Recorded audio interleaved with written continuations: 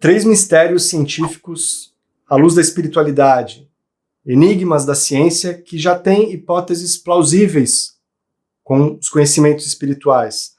Traremos 3 exemplos sobre isso e, ao final do vídeo, uma reflexão do professor Rafael Monteiro sobre o necessário diálogo entre ciência e espiritualidade.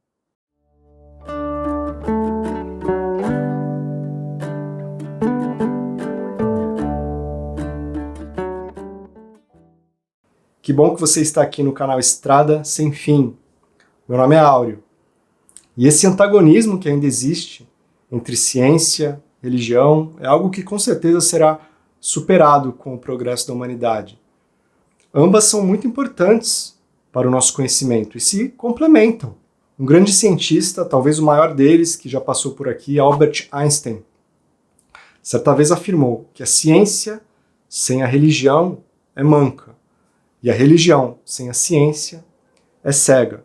Einstein deixou claro em várias outras declarações que, apesar de não acreditar num Deus personificado, ele tinha, sim, um grande sentimento religioso que se expressava para ele numa grande admiração nas leis perfeitas que regiam o universo e que a própria ciência, aos poucos, ia descobrindo. Atualmente, o conhecimento científico já desbravou boa parte da dimensão material e já se encontra no limiar de conhecer a realidade espiritual. Mas, infelizmente, essas pesquisas ainda encontram muita resistência, há muito preconceito na comunidade científica. Cientistas que trazem trabalhos com hipóteses desse tipo muitas vezes são ainda ridicularizados. E isso é muito triste porque são campos que têm margem muito grande para que se façam muitas pesquisas. Então vamos agora conhecer 3 exemplos de mistérios científicos que têm hipóteses muito plausíveis à luz do conhecimento espiritual. O primeiro deles é a consciência. Os cientistas ainda não sabem explicar como o nosso cérebro produz a mente. Sob o ponto de vista estritamente materialista, é muito complicado explicar como a mera atividade elétrica dos nossos neurônios pode formar uma sensação de estarmos vivos, a nossa identidade pessoal, a nossa conduta pautada em valores, em padrões de comportamento. Trabalhos recentes, como o do cientista Dr. Peter McClintock, da Universidade de Lancaster, Reino Unido, em 2019, ele argumentava que a consciência seria um efeito colateral dessa atividade cerebral. Porém, essa atividade elétrica, a ciência já consegue mapear e dizer que qual região do cérebro, dependendo da região do cérebro que tem atividade, qual fenômeno físico acontece no nosso corpo biológico. Essa atividade elétrica é sempre de uma mesma voltagem, uma baixa voltagem, e é muito difícil entender como isso pode forjar a nossa consciência.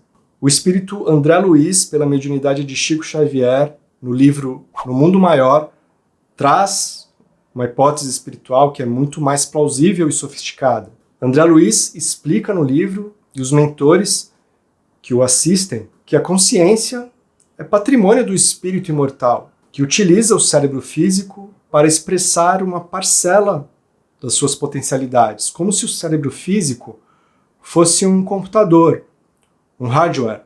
A consciência de estarmos vivos foi forjada numa jornada milenar de evolução, bilhões de anos de evolução, e é muito difícil aceitarmos que uma mera atividade elétrica de nossos neurônios pode produzir esta sensação unificada de estarmos vivos conscientes. O cérebro continua um grande mistério para a ciência oficial, um grande enigma. E isso nos leva ao segundo enigma de hoje, a memória. A ciência também tem muita dificuldade de explicar como o nosso cérebro físico, com seus cerca de 86 bilhões de neurônios e pouco mais de 1 quilo de peso, pode arquivar as nossas memórias. De que forma isso é feito? Estes neurônios formam conexões cerebrais, impulsos elétricos que viajam formam sinapses.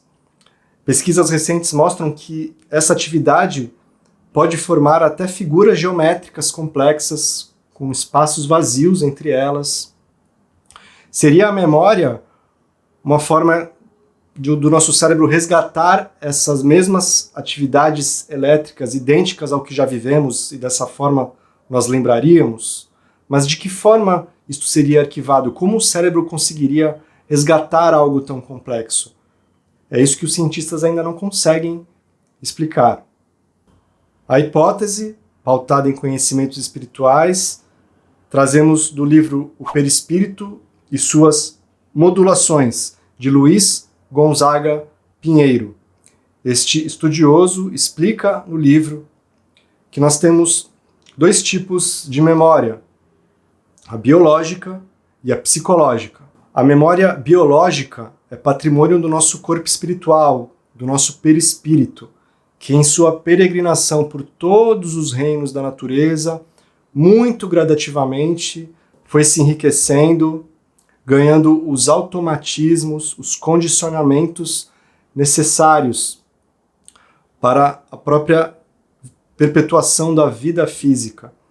E essa memória do nosso corpo espiritual vamos levando de um corpo físico para outro. Cada corpo físico tem como seu molde o nosso perispírito, quando retornamos do mundo espiritual. E é no corpo espiritual, portanto, que essa memória biológica se encontra. E ela rege muitos dos fenômenos orgânicos do nosso corpo físico. Já a memória psicológica é patrimônio do espírito imortal. Temos um gigantesco banco de dados imperecível, com todas as nossas vivências, com tudo que já percorremos, e aos poucos vamos aprender como acessar isso, vamos ganhar a maturidade para lidar com tantas informações.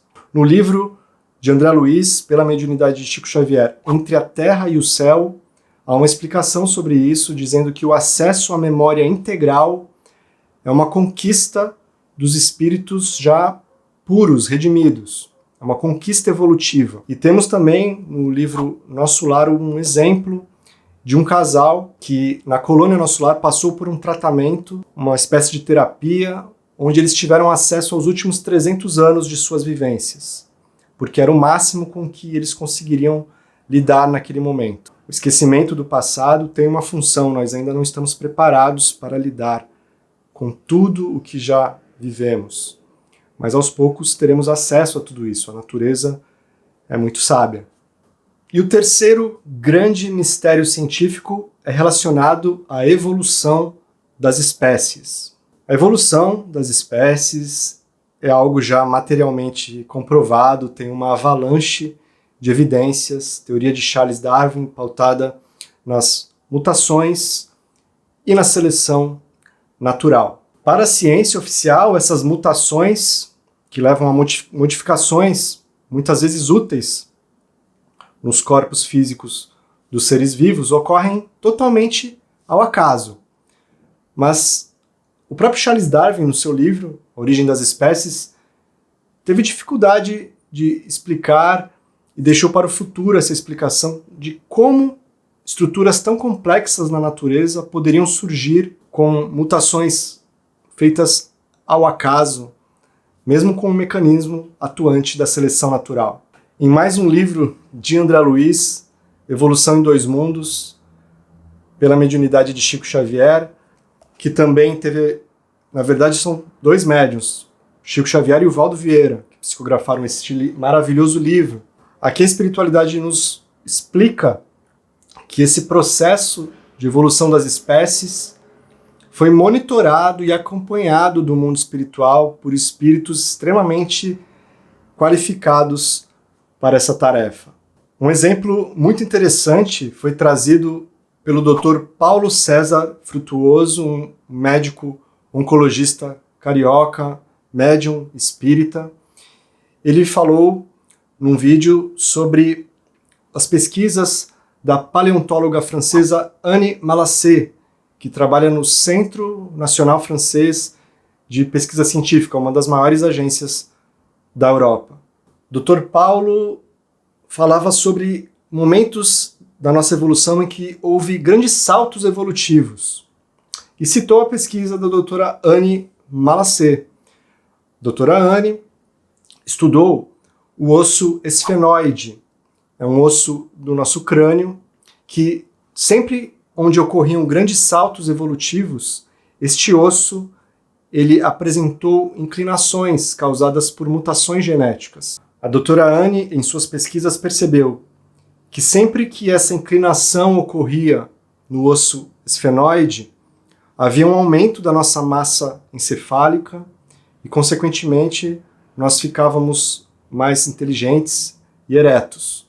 Vejam que interessante, segundo a pesquisa da doutora Anne, a primeira inclinação do osso esfenoide foi há 40 milhões de anos, com o surgimento dos símios. A segunda inclinação foi há 20 milhões de anos, e em seguida houve o surgimento dos grandes macacos. A terceira foi há 6 milhões de anos, quando surgiram o Australopithecus, que deu origem ao gênero Homo. Outra inclinação ocorreu há 2 milhões de anos, e surgiu o gênero Homo. E a última foi há 160 mil anos, quando surgiu a nossa espécie Homo sapiens. E um ponto importante vem agora.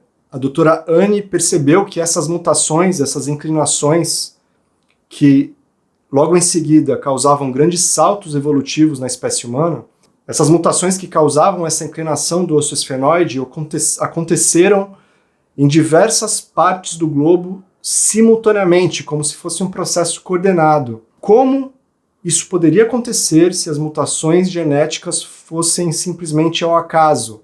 Como elas poderiam acontecer em diferentes indivíduos separados por distâncias continentais? É uma evidência muito grande da hipótese trazida por André Luiz no livro Evolução em Dois Mundos, que a humanidade realmente, em sua evolução, e todas as espécies, em sua evolução, tem a coordenação do mundo espiritual, acompanhando o processo. As mutações nem sempre são aleatórias. O Dr. Paulo César Frutuoso traz ainda uma informação muito interessante. Segundo ele, cientistas americanos e japoneses estão notando mudanças na arcada dentária de crianças, o que pode levar à conclusão de que o osso esfenoide está sofrendo uma nova inclinação. Será que estamos à beira de um novo salto evolutivo nessa fase tão importante de transição planetária? Eu particularmente gosto muito desse tema, então depois deixem aí nos comentários se vocês lembram de algum outro enigma.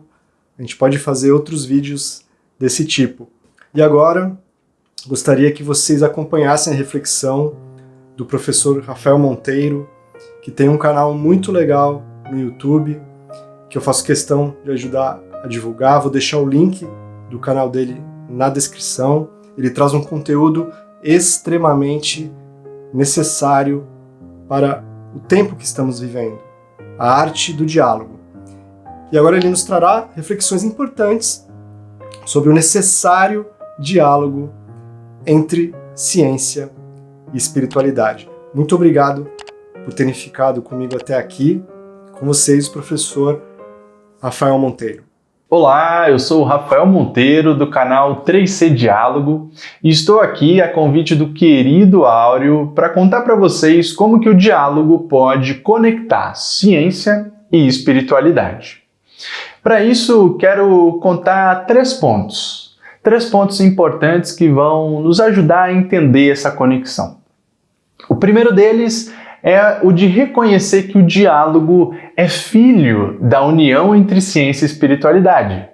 Quando a gente olha para alguns dos principais pensadores desse tema, é possível perceber o quanto fizeram uso da filosofia e da ciência de um lado e da espiritualidade de outro para construir a sua concepção de diálogo. Podemos lembrar de um importante pensador clássico que é Sócrates e, por que não, o seu discípulo Platão. Ambos utilizavam do diálogo enquanto um caminho para entender melhor a vida, entender os diferentes aspectos, as diferentes dimensões da vida e, entre elas, aqueles referentes à espiritualidade, como, por exemplo, falar da alma, e dos seus atributos. Outro autor importante que a gente pode citar é o físico estadunidense David Bohm, que construiu a sua noção, a sua teoria de diálogo a partir das relações que ele tinha com um filósofo e, por que não dizer, guia espiritual, apesar dele mesmo não se considerar assim, chamado Krishnamurti.